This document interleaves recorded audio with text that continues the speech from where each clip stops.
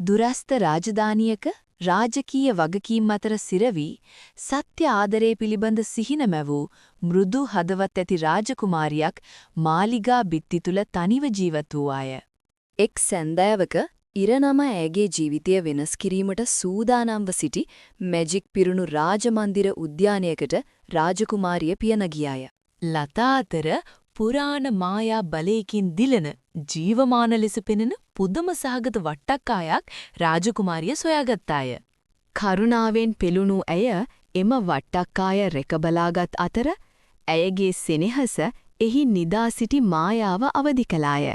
උදාව සමග මායාශාපය බිඳී ආදරයෙන් නිදහස බලා සිටි රාජකුමාරයෙකු එළියට පැමිණියේය.